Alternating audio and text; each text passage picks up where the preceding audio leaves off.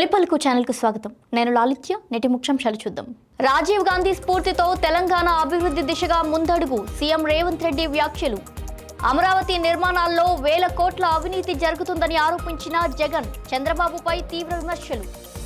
ఎన్నాళ్ళీ మొద్దు నిద్ర సీఎం, పంట కొనుగోళ్ల సంక్షోభంపై రేవంత్ కు కేటీఆర్ లేఖ. కడపలో భారీ సౌర విద్యుత్ ప్రాజెక్టుకు శ్రీకారం, ఏపీకి green energy boost, Nara Lokesh. కొడంగల్లో రైతుల ఆందోళన ఉధృతం, రోడ్డుపై బైఠాయించి నిరసన. కార్మికులకు వేతనాల పెంపుపై కీలక నిర్ణయం, భగీరథ్ అరెస్టుపై సీఎం రేవంత్ స్పందన. ఫ్యూచర్ సిటీ అభివృద్ధిపై సీఎం రేవంత్ రెడ్డి ఫోకస్, అంతర్జాతీయ స్థాయి మౌలిక వస్తువులే లక్ష్యం. కాలుష్య నియంత్రణపై పవన్ కళ్యాణ్ కఠిన హెచ్చరికలు, పరిశ్రమలకు అల్టిమేటం. సత్తుపల్లిలో ప్రజా దర్బార్ నిర్వహించిన మంత్రి పొంగులేటి, భూ సమస్యల పరిష్కారానికి హామీలు. రాజ్యాంగాన్ని అవమానిస్తున్నారని ఆరోపించిన ఇమ్రాన్ మసూద్, కాపాడేందుకు అన్ని అంకితం చేస్తామంటూ వ్యాఖ్యలు. అమెరికా నుంచి $60 బిలియన్ పెట్టుబడులు, ఆర్థిక సవాళ్లను భారత్ సమర్థవంతంగా ఎదుర్కొంటుందన్న పీయూష్ గోయల్. భారత్ సైప్రస్ బంధం మరింత బలోపేతం, ఆర్థిక రంగంలో కొత్త అవకాశాలు, ఫడ్నవీస్ వ్యాఖ్యలు. రైతులను మోసం చేసిన కాంగ్రెస్ కు ప్రజలే గుణపాఠం చెబుతారు, బీఆర్ఎస్ నేతలు. మహానాడుపై చంద్రబాబు ప్రత్యేక ఫోకస్, ప్రభుత్వ విజయాలను ప్రజల్లోకి తీసుకెళ్లాలంటూ పిలుపు.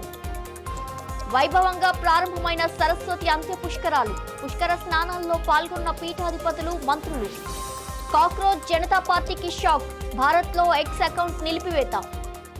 మాజీ ప్రధాని భారతరత్న రాజీవ్ గాంధీ వర్ధంతి సందర్భంగా హైదరాబాద్లోని డాక్టర్ బిఆర్ అంబేద్కర్ సచివాలయం ఎదుట ఉన్న ఆయన విగ్రహానికి సీఎం రేవంత్ రెడ్డి నివాళులర్పించారు. రాజీవ్ గాంధీ దేశాన్ని కంప్యూటర్, టెలికాం యుగం వైపు నడిపించిన దూరదృష్టి కలిగిన నాయకుడని కొనియాడారు. మహిళలకు రాజకీయాల్లో భాగస్వామ్యం కల్పించేందుకు స్థానిక సంస్థల్లో రిజర్వేషన్లు తీసుకువచ్చిన నాయకుడు రాజీవ్ గాంధీయేనని సీఎం గుర్తు చేశారు. పార్లమెంట్, అసెంబ్లీలో మహిళా రిజర్వేషన్ బిల్లును మళ్లీ ప్రవేశపెట్టాలని ప్రధాని మోదీని కోరారు. తెలంగాణ ఏర్పాటులో సోనియా గాంధీ తీసుకున్న నిర్ణయం చారిత్రాత్మకమని రేవంత్ రెడ్డి పేర్కొన్నారు. రాజధాని అమరావతి నిర్మాణాల పేరిట రాష్ట్రంలో విచ్చలవిడిగా అవినీతి, ప్రజాధనం దోపిడీ జరుగుతోందని వైఎస్ఆర్సీపీ అధినేత వైఎస్ జగన్మోహన్ రెడ్డి ఆరోపించారు.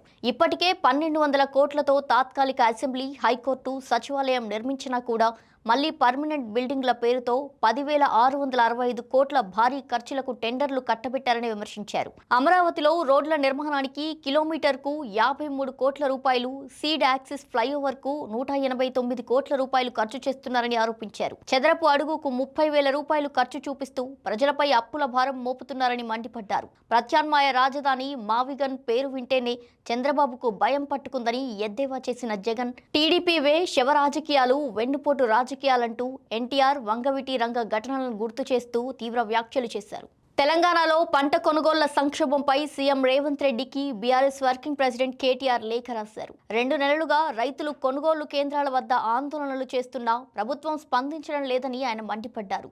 రైతులు కుప్పగూలుతున్నా కనికరం లేదా, పంటలను తగలబెట్టుకుంటున్నా ప్రభుత్వం కళ్ళు తెరవడం లేదా అంటూ తీవ్ర విమర్శలు గుప్పించారు. కాంగ్రెస్ ప్రభుత్వం రైతు వ్యతిరేక పాలన కొనసాగిస్తుందని, కేసీఆర్ హయాంలో రైతుకు రక్షణగా ఉన్న పథకాలన్నింటినీ నిర్వీర్యం చేశారని ఆరోపించారు. ధాన్యం కొనుగోళ్లలో వైఫల్యంతో రాష్ట్ర వ్యాప్తంగా రైతులు రోడ్డెక్కారని, రాస్తారోకోలు సాధారణమైపోయాయని అన్నారు. 70 సార్లు ఢిల్లీ వెళ్లిన శ్రద్ధలో 1% రైతులపై పెట్టి ఉంటే ఈ పరిస్థితి వచ్చేది కాదు అంటూ సీఎంపై వ్యంగ్యాస్త్రాలు సంధించారు కేటీఆర్. కొనుగోలు కేంద్రాల్లో ప్రాణాలు కోల్పోయిన రైతు కుటుంబాలకు 25 లక్షల రూపాయల చొప్పున పరిహారం ప్రకటించాలని డిమాండ్ చేశారు. లేదంటే చరిత్రలో రైతు ద్రోహి ప్రభుత్వంగా కాంగ్రెస్ మిగిలిపోతుందని హెచ్చరించారు. ఆంధ్రప్రదేశ్ను గ్రీన్ ఎనర్జీ హబ్గా తీర్చిదిద్దే దిశగా కడప జిల్లాలో 3,000 కోట్ల రూపాయలతో నిర్మించిన 600 మెగావాట్ల భారీ సౌర విద్యుత్ ప్రాజెక్టును మంత్రి నారా లోకేష్ ప్రారంభించనున్నారు. ఎస్ఏఈఎల్ లిమిటెడ్ నిర్మించిన ఈ ప్రాజెక్టులు కేవలం 11 నెలల్లోనే పూర్తయ్యాయి. 2,400 ఎకరాల్లో ఏర్పాటు చేసిన ఈ కేంద్రంలో 12 లక్షలకు పైగా ఆధునిక సౌర మాడ్యూల్స్ వినియోగించారు. ఉత్పత్తి అయ్యే విద్యుత్ను 25 ఏళ్ల ఒప్పందంతో జాతీయ గ్రిడ్ కు సరఫరా చేయనున్నారు. ఈ ప్రాజెక్టుతో ప్రతి ఏడాది 11 లక్షల టన్నుల కార్బన్ ఉద్గారాలు తగ్గనున్నాయి. నిర్మాణ దశలో 1000కి పైగా స్థానికులకు ఉపాధి లభించగా రాష్ట్రంలో గ్రీన్ ఎనర్జీ పెట్టుబడులకు ఇది కీలక ప్రాజెక్టుగా మారింది.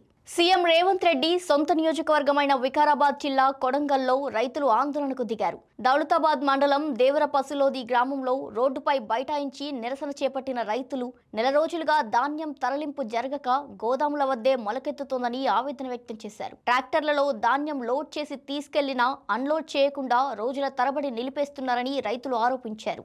దీంతో ప్రతిరోజు వెయిటింగ్ ఛార్జీలు చెల్లిస్తూ తీవ్ర నష్టాలు చవిచూస్తున్నామని ప్రభుత్వంపై మండిపడ్డారు. తెలంగాణలో 1.11 కోట్ల మంది కార్మికులకు మేలు చేసేలా కనీస వేతనాలను పెంచినట్టు సీఎం రేవంత్ రెడ్డి ప్రకటించారు. జూన్ 1 నుంచి కొత్త వేతనాలు అమల్లోకి వస్తాయని తెలిపారు. అన్స్కిల్డ్ నుంచి హై స్కిల్డ్ కార్మికుల వరకు వేతనాలను గణనీయంగా పెంచినట్టు వెల్లడించారు. యువత నైపుణ్యాలు పెంచుకొని విదేశీ ఉద్యోగ అవకాశాలను అందిపుచ్చుకోవాలని సూచించారు.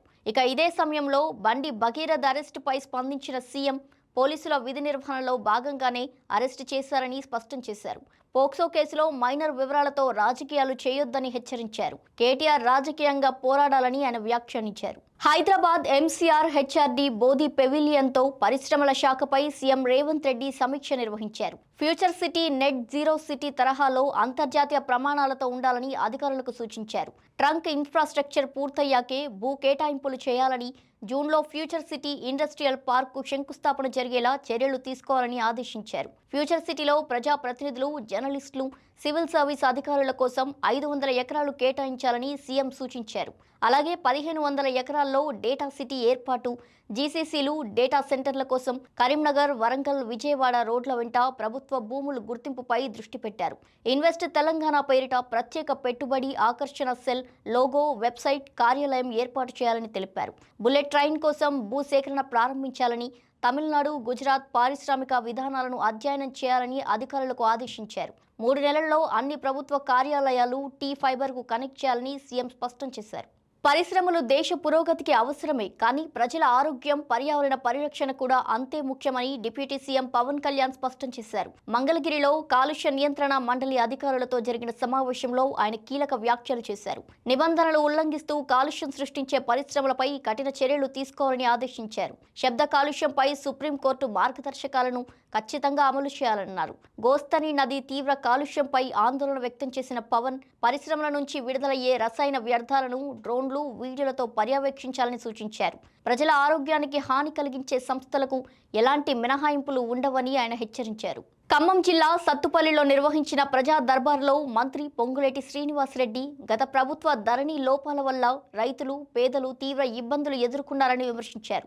భూములపై పేదలకే పూర్తి హక్కులు కల్పిస్తామని ఆయన హామీ ఇచ్చారు. 22,500 కోట్లతో ఇందిరమ్మ ఇళ్ల నిర్మాణం చేపట్టామని, ఇప్పటికే 1.25 లక్షల ఇళ్లు పూర్తి చేశామని తెలిపారు. సత్తుపల్లి పరిసర గ్రామాల్లో వేల ఎకరాల భూ సమస్యలను త్వరగా పరిష్కరించి అర్హులైన రైతులకు పట్టాదారు పాస్ పుస్తకాలు అందజేస్తామని వెల్లడించారు. అటవీ భూముల వివాదాల పరిష్కారానికి కూడా ప్రత్యేక చర్యలు తీసుకుంటామని మంత్రి స్పష్టం చేశారు. పశ్చిమ బెంగాల్ సీఎం సువేందు అధికారిపై వచ్చిన వ్యాఖ్యలకు స్పందించిన కాంగ్రెస్ ఎంపీ ఇమ్రాన్ మసూద్ తీవ్ర స్థాయిలో విమర్శలు గుప్పించారు. అధికారంలోకి రాకముందు రాజ్యాంగంపై ప్రమాణం చేసిన నాయకులే ఇప్పుడు అదే రాజ్యాంగాన్ని అవమానిస్తున్నారని ఆరోపించారు. రాజ్యాంగంలో ఉన్న నిబంధనలను అవమానిస్తున్నారని మండిపడ్డారు. భారత రాజ్యాంగాన్ని కాపాడడం కోసం తమ శరీరం, మనసు, సంపదతో పాటు తమ దగ్గర ఉన్న ప్రతిదీ త్యాగం చేయడానికి సిద్ధంగా ఉన్నామని ఆయన స్పష్టం చేశారు. ప్రజాస్వామ్య విలువలను కాపాడడంలో కాంగ్రెస్ పార్టీ ఎప్పుడూ ముందుంటుందని, రాజ్యాంగ పరిరక్షణ కోసం పోరాటం కొనసాగుతుందని ఇమ్రాన్ మసూద్ తెలిపారు. కేంద్ర వాణిజ్య పరిశ్రమల మంత్రి పీయూష్ గోయల్ కీలక వ్యాఖ్యలు చేశారు. గత 6 నెలల్లో అమెరికా నుంచి $60 బిలియన్ పైగా పెట్టుబడుల హామీలు వచ్చాయని, అమెజాన్, గూగుల్ డేటా సెంటర్ పెట్టుబడులు అందులో భాగమని తెలిపారు. భారత్, అమెరికా సహజ భాగస్వామ్యులుగా కలిసి పనిచేస్తున్నాయని పేర్కొన్నారు. గల్ఫ్ కోఆపరేషన్ కౌన్సిల్తో FTA చర్చలు 2026 ద్వితీయార్థంలోనే షెడ్యూల్ ప్రకారమే జరుగుతాయని స్పష్టం చేశారు. ఇక రూపాయి పతనంపై ప్రభుత్వం నిరంతరం పరిస్థితిని పర్యవేక్షిస్తుందన్నారు. అవసరం లేని దిగుమతుల తగ్గింపుపై ప్రస్తుతం ఎలాంటి ప్రణాళిక లేదని, అయితే దిగుమతులపై ఆధారపడే ఉత్పత్తుల వినియోగంలో ప్రజలు జాగ్రత్తగా ఉండాలని ప్రధాని మోదీ ఇచ్చిన పిలుపు మేరకు దేశ ప్రజలు మంచి స్పందన కనబరుస్తున్నారని పీయూష్ గోయల్ తెలిపారు. దేవేంద్ర ఫడ్నవీస్ ముంబైలో జరిగిన సైప్రస్ ఇండియా బిజినెస్ ఫోరంలో కీలక వ్యాఖ్యలు చేశారు. మధ్యధరా సముద్రంలో ఉన్న యూరప్ దేశమైన సైప్రస్తో భారత్కు దశాబ్దాలుగా బలమైన స్నేహబంధం కొనసాగుతుందన్నారు. ప్రజాస్వామ్యం, సార్వభౌమత్వం, శాంతియుత సహజీవనం వంటి విలువలు రెండు దేశాలను కలిపాయని పేర్కొన్నారు.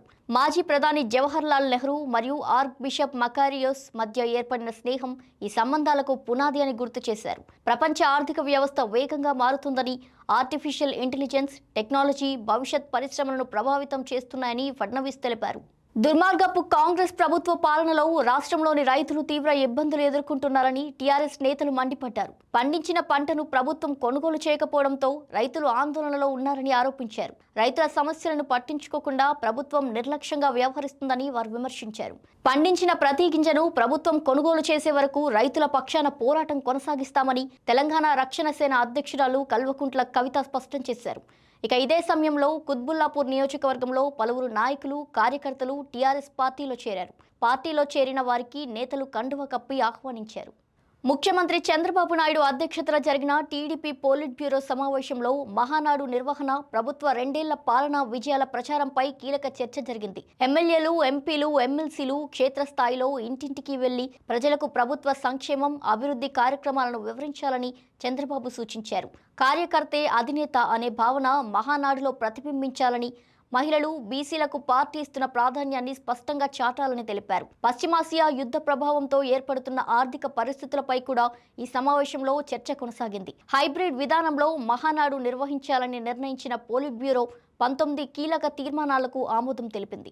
సరస్వతి నది అంత్య పుష్కరాలు కాళేశ్వరంలో ఈరోజు ఘనంగా ప్రారంభమయ్యాయి. కంచి కామకోటి పీఠాధిపతి శ్రీ శంకర విజయేంద్ర సరస్వతి స్వామి, మంత్రులు దుద్దిల శ్రీధర్ బాబు, కొండా సురేఖ పుష్కరాలను ప్రారంభించి పవిత్ర స్నానాలు ఆచరించారు. భక్తుల కోసం రాష్ట్ర ప్రభుత్వం భారీ ఏర్పాట్లు చేసింది. వేసవి తీవ్రత దృష్ట్యా భారీ టెంట్లు, కూలర్లు, దుస్తులు మార్చుకునేందుకు 300కు పైగా తాత్కాలిక గదులు ఏర్పాటు చేసింది. ప్రాణహిత గోదావరి నదుల్లో అంతర్వాహినిగా సరస్వతి నది ప్రవహిస్తుందని విశ్వసించే కాళేశ్వరానికి భారీగా భక్తులు తరలివస్తున్నారు. జూన్ 1 వరకు ప్రతిరోజు సాయంత్రం ప్రత్యేక హారతులు నిర్వహించనున్నట్టు వారు తెలిపారు. తెలుగు రాష్ట్రాలతో పాటు మహారాష్ట్ర, ఒడిశా, ఛత్తీస్గఢ్ నుంచి కూడా భక్తులు పెద్ద సంఖ్యలో హాజరవుతారని అధికారులు అంచనా వేస్తున్నారు. భారత్ రాజకీయాలపై వ్యంగ్య పోస్టులతో సోషల్ మీడియాలో సంచలనం సృష్టిస్తున్న కాక్రోచ్ జనతా పార్టీకి భారీ షాక్ తగిలింది. ఈ వ్యంగ్య రాజకీయ సంస్థ అధికారిక ఎక్స్ ఖాతాను భారత్లో నిలిపివేసినట్టు సోషల్ మీడియా మాధ్యమం ఎక్స్ ప్రకటించింది. చట్టపరమైన అభ్యర్థనల కారణంగా అకౌంట్ను బ్లాక్ చేశామంటూ స్పష్టం చేసింది. కొద్ది రోజుల్లోనే ఇన్స్టాగ్రామ్లో 13 మిలియన్లకు పైగా ఫాలోవర్లను సంపాదించిన బీజేపీ ఫాలోవర్ల సంఖ్యను కూడా దాటేసి చర్చనీయాంశంగా మారింది. అకౌంట్ బ్లాక్ అనంతరం తమ ఇన్స్టాగ్రామ్ ఖాతాను హ్యాక్ చేసేందుకు ప్రయత్నాలు జరుగుతున్నాయని వ్యవస్థాపకుడు అభిజిత్ దీప్కే ఆరోపించారు. నిరుద్యోగ యువతపై వచ్చిన కాక్రోచ్ వ్యాఖ్యలకు వ్యంగ్యంగా ఈ పార్టీని ప్రారంభించినట్టు ఆయన తెలిపారు. ఇవి ఇవాల్టి బులెటిన్ డీటెయిల్స్. మరో బులెటిన్తో మళ్ళీ కలుద్దాం. చూస్తూనే ఉండండి తొలి పలుకు న్యూస్.